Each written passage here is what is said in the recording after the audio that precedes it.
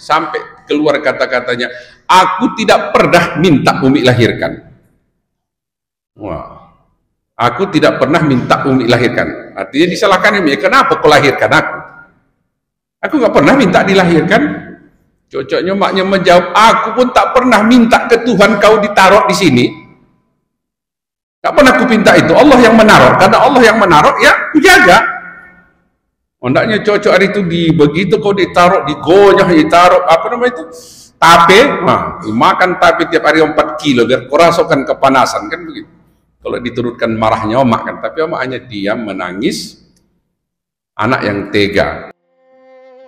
Alam nakhluqukum mimma immahin faja'alnahu fi qararim makin ila qadarim ma'lum faqaddarna fa ni'mal qadirun.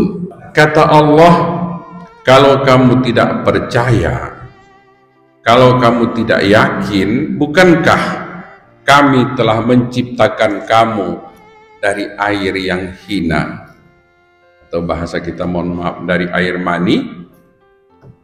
Alam nakhluqukum mimma immahin, bukankah kami telah menciptakan kamu dari air mahin, ihan, hina, kita bilang air hina.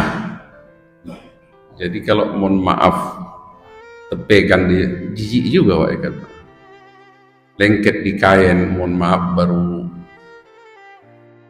menjumpai istri, ada mungkin yang tercecer entah ke paha, entah di tangan, entah di kain. Jijik. Dari situ kita Pak, keluar dari lubang yang memalukan itu, dan air yang menjijikkan itu, air yang hina itu. Dari situ kamu kujadikan, dari situ kamu bisa menjadi manusia semacam ini, kata Allah. Kalau kamu meragukan apa yang ku janjikan, atau yang ku ancamkan, atau yang ku ultimatumkan kepada kamu, jangan lupa aku itu hebat. Kamu itu bisa kujadikan dari air yang hina. Kemudian air yang hina itu kami taruh di qararim makin, faja'alnahu, kami taruh, kami jadikan dia di dalam qararim makin, tempat yang kokoh, rahim. Kami masukkan dia ke rahim. Tuhan, mana pula kau yang memasukkan ayah itu ya, katanya pula king ini. Iya, yang memilihkan ayahmu itu sebagai ayahmu itu aku, kata Allah. Dan yang memilihkan umikmu sebagai umikmu juga aku. Dari bibit siapa kau, kan kau gak bisa milih. Kalau mungkin bisa milih-milih, kau mau dari bibit siapa sebelum kita dijadikan dulu? Oh, aku dari bibit Roma Irama misalnya, biar ayah kita Roma Irama, hebat gitu. Dari bibit Soekarno atau Soeharto, nggak bisa. Kalau udah dipilihkan Allah, ini ayahmu, itu takdir kita Pak. Jangan pernah menyesali. Kan ada juga kadang-kadang memang tak disesalinya, tapi dalam cakapnya, kenapa lah dulu kita tak lahir di Mekah Ustaz? Kok di Mekah kita lahir kan bisa tiap tahun haji? Itu kan menyesali juga. Yang milihkan Indonesia tempat kita lahir itu siapa? Allah, itu takdir kita itu. Syukuri. Karena itu yang menentukan, memutuskan Allah. Yang milihkan ayah itu Allah. Yang milihkan umi itu Allah. Di dalam rahim siapa kita dikandung, fi qararim makin, tempat tinggal yang kokoh, qoror makin, tempat tinggal yang kokoh, itu yang milihkannya Allah. Kalau seandainya ada anak hari ini yang bakalan lahir, ditanya Allah, kau mau di rahim siapa? Kira-kira kalau hari ini minta siapa lah dia? Kalau dulu kita mungkin entah minta anak, oh di rahim Rika Rahim misalnya. Enggak, itu pilihan. Ada, saya tahu udah meninggal beliau di kampung, marahi mamanya, marah pula ada sama mamanya, sampai keluar kata-katanya, aku tidak pernah minta Umi lahirkan. Wah, aku tidak pernah minta Umi lahirkan. Artinya disalahkan Umi, kenapa kau lahirkan aku? Aku nggak pernah minta dilahirkan.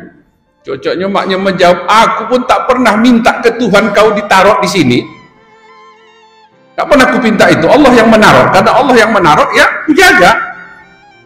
Hendaknya cocok hari itu begitu kau ditaruh, digonyah, ditaruh apa namanya itu, tape, nah, makan tape tiap hari 4 kilo biar kau rasakan kepanasan kan begitu.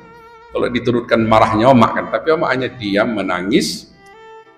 Anak yang tega, dia lupa kalau yang menaruh bibit itu ke rahim itu, yang menitipkan kita untuk dikandung, diproses jadi bayi dari ma'im mahin, itu Allah.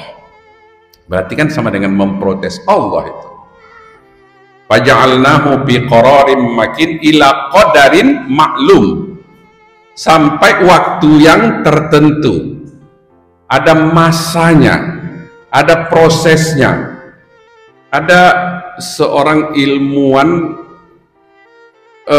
Jepang kalau nggak salah ya, ahli kandungan, masuk Islam gara-gara ayat ini Pak,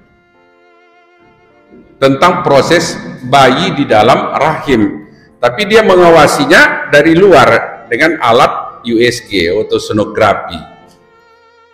Dia lihat Al-Quran bilang sekian hari mani berubah menjadi alaqah. Dia lihat memang sekian hari mani itu berubah menjadi darah yang kental, macam lintah nempel di rahim, alaqah mu'allaq. Summa ja'alna alaqatan mudghah. Kemudian 40 hari berubah terus darah itu menjadi mudghah, segumpal daging bulat. Faja'alna mudghatan 'idhaman, 40 hari daging itu menjadi rangka tulang. Lalu tulang itu pakasaunal 'idhama, kata Al-Quran, tulang itu dibalut dengan daging. Itu cerita Al-Quran 1400 tahun yang lalu, dan hari ini diteliti. Waktu itu kan Nabi nggak punya mikroskop, nggak punya alat, nggak belajar kedokteran, tapi kok bisa memberitahu itu?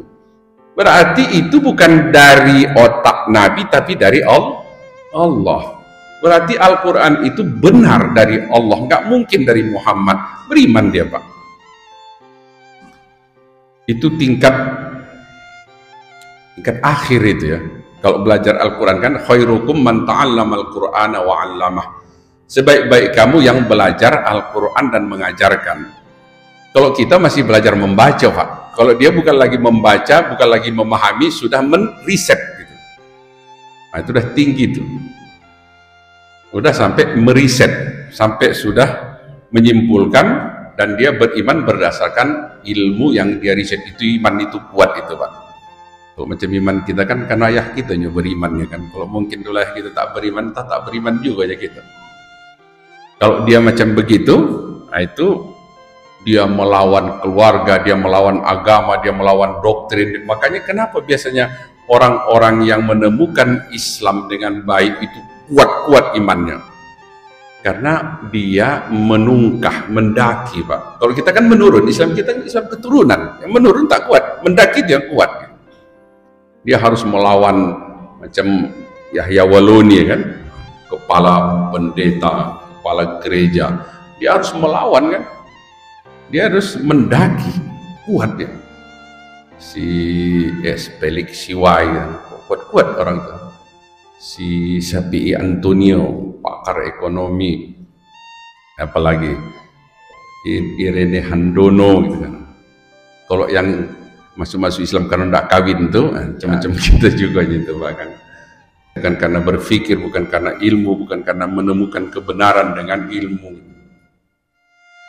Ila qadarin maklum, sampai waktu yang tertentu. Allah tahu ini sekian hari mani ini akan menjadi orang. Dan berapa hari? 9 bulan, 9 bulan, 10 hari jadi. Qadarin maklum, kadar yang ditentukan. Allah dah tentukan proses itu berjalan. Tak ada yang terlambat, tak ada yang kecepatan. Kalau lahirnya ada agak cepat, namanya prematur ya.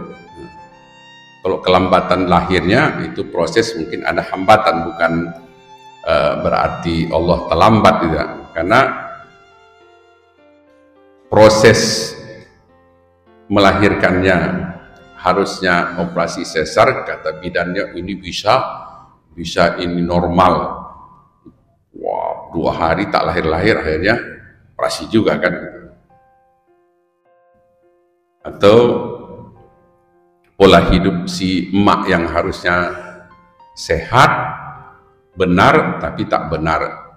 Abang saya kemarin meninggal, anaknya 10,